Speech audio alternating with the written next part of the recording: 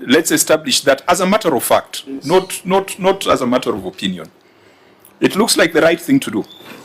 Chair, but is it going to yield the results that we need? Chair, we just issued the order through the chair. Wait, before it comes on board. I've read the letter that you wrote from County Attorney Honorable Sunday Mukuna for the information. In the last paragraph, which was written 50 June 2025, so mark the date, say we intend to file the suit in accordance with the instructions within 21 days from the date of this letter, unless the amount is faithfully by a banker's check in favor of the county government of Vihiga. I thought I heard the county attorney say he never had intention of filing the suit. So is this his own letter, or we are reading other letters? It was written by him. And there's the Limitations of Actions Act. So where is he standing? So, because, Governor, you might be pursuing this through the wrong rabbit hole. You might think that you can go to court and enforce recovery when the PFM Act and regulations would suggest a surcharge on the officers responsible. You know, there are very clear provisions in the PFM Act and regulations, such that if you are not able to recover this money through other means, you go back to the officer who occasioned the loss of the public funds. So the question is, this route that you are taking going to bear fruit, Governor? Based on what I've learned and gathered from this meeting, we may not be able to gain anything with this route. That's what I've heard, and I'm not a lawyer, but I've heard two lawyers talk, and I want to say that we have to look for another route, because this may be a futile route based on what I've heard. Maybe to give the county attorney just a little bit of benefit, when he was admitted, some of us were still in school. What is your advice to the governor on this particular matter? Chair, when you look at our response, we have already made a conclusion that we are not going to pursue further. These are some of the days that we may seek the proper procedure of writing them off. But Chair, even when somebody owes you, and you know very well that maybe you are limited by statute in terms of time, writing a demand notice may yield fruit. If the person acknowledges, says, I owe the money, you know very well time will stop running, and you will have the right to recover the money. So when I acted in accordance with the instructions, I expected a response from the person. But the people responded and said that, okay, we want evidence that we owe the money. So this is the evidence I went back to the relevant department to find out, and that is when I was told the relevant documents were burned in a building and they have not been recovered. So the next move... they put you on a wild goose chase? I think so. And who is that? Is that finance? Who's putting this advocate on a wild goose chase, knowing very well that there's nothing to catch? And Chair, I don't know who wrote this response, because me, I'm looking through the appendices. When you say that demand letters were also done to the office of the county attorney, to Mr. Sunday Mukuna and Ms. Florence Kaguli, who also wrote back requesting for copies of the salary advance forms, I'm not seeing those appendices. I'm not seeing those letters that are responding to you. Are they there? I think it's what I'd asked for initially when someone alluded to it, but it does not. They don't seem to be here. Yes, Chair. Let me admit that I also cannot trace them, but they were there. I think it was just an omission that they were not annexed. But we undertake. Governor, this is let's contextualize it. This is the equivalent of an ECD classroom, even before you put in the interest. And this is a matter that's been running for almost 10 years. So if you are to put in interest, you are talking of two or 3 ECD classrooms. So we are not going to let this lie just like that. I don't know, OAG, the PFM regulations, what does it say about an accounting officer who advances money and fails to enforce recovery? Chairman, it says that money will be recovered from the accounting officer for failing to effect the recovery of the money. So, what other option do we have? Or we send that gentleman to chase wild goose? I think the answer lies in the regulations.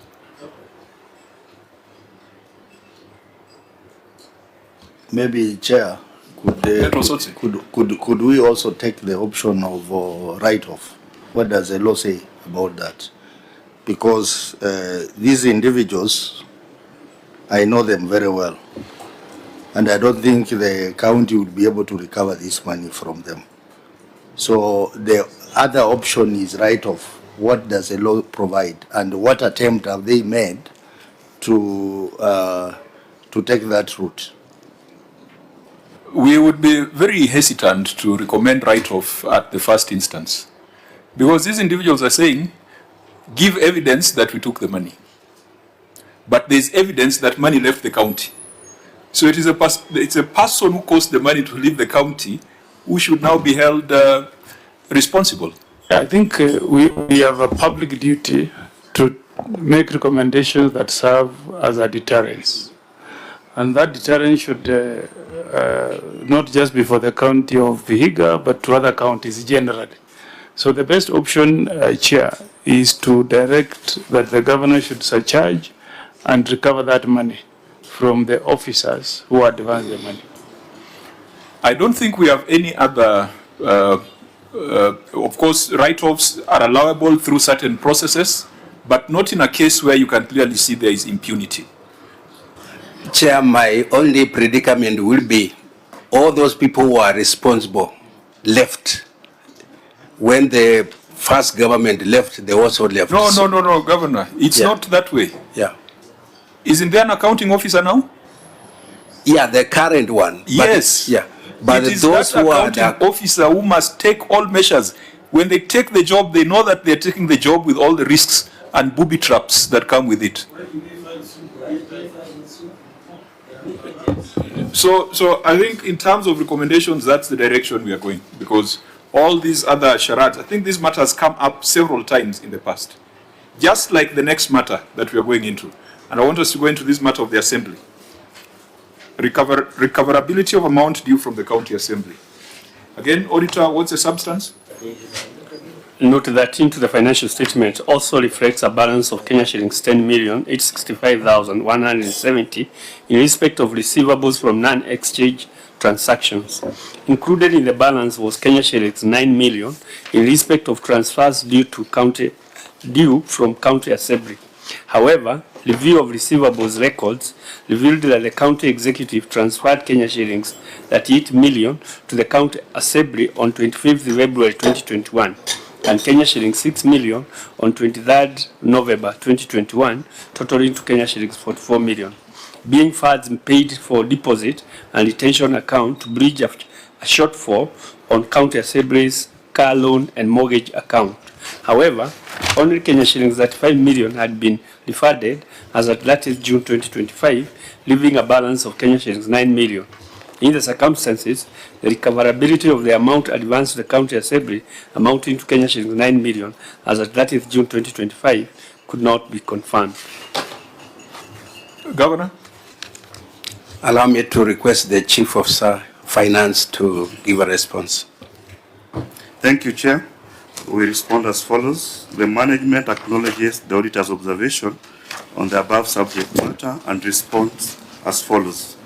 The county executive wrote a letter to the county assembly on the amount in question. The assembly responded to the letter and committed to budget for it in the financial year 2025-2026 to enable the refund. The county executive expects the county assembly to budget for the funds in the second supplemental budget during this financial, since this was not captured in the original budget of the financial year 2025-2026. We submit, Chair. Have you addressed yourself to the illegality in this transaction?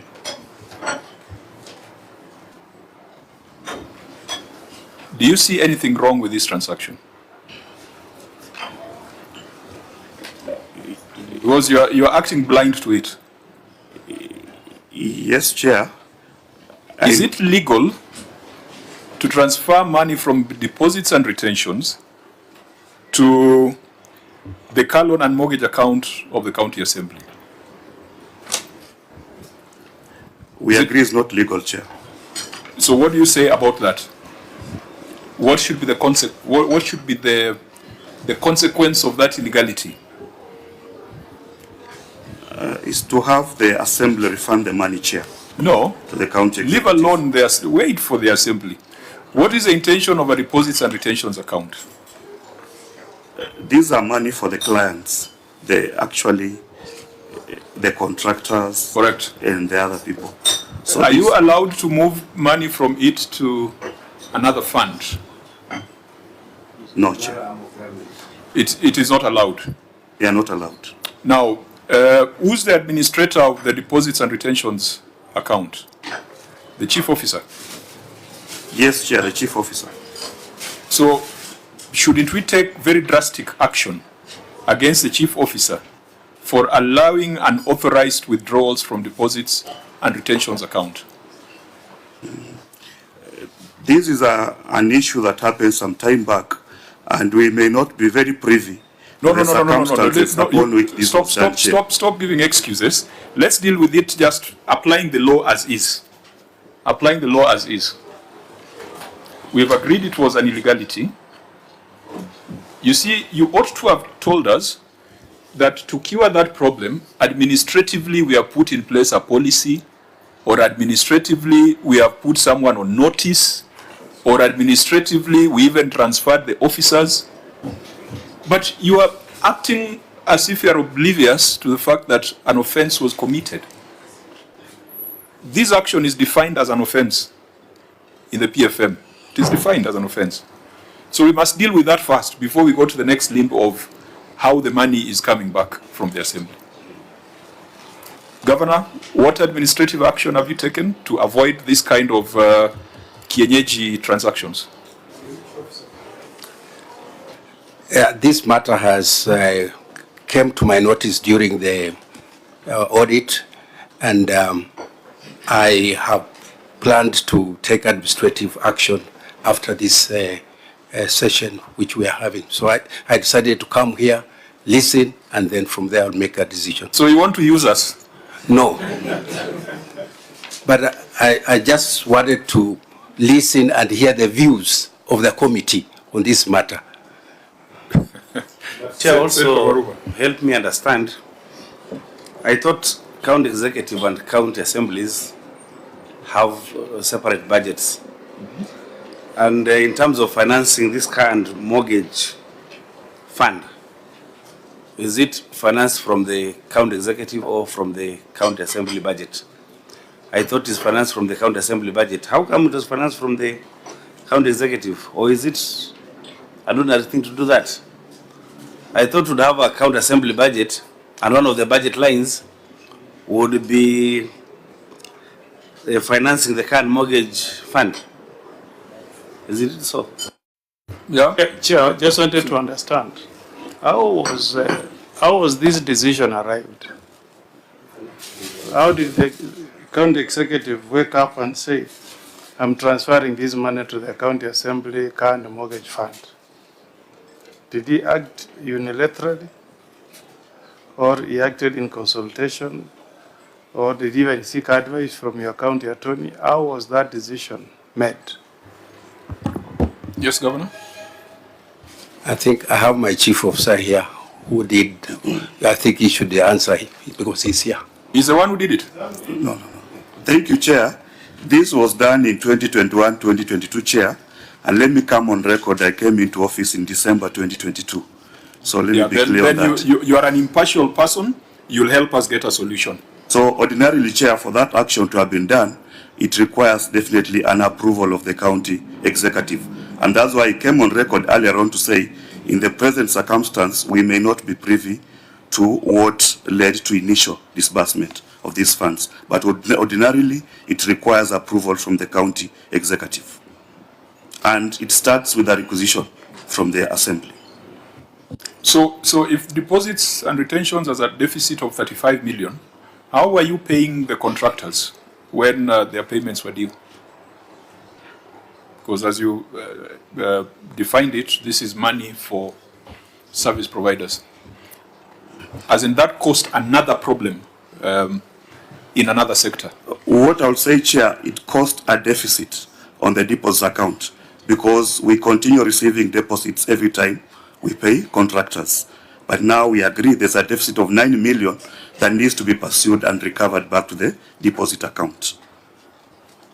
So I think we are all agreed that this was illegal and we must pronounce ourselves on that illegality of the unauthorized or unapproved transfers because if you are to put it in a language that the public understands, it's like you are stealing money from contractors and taking it to the members of county assembly.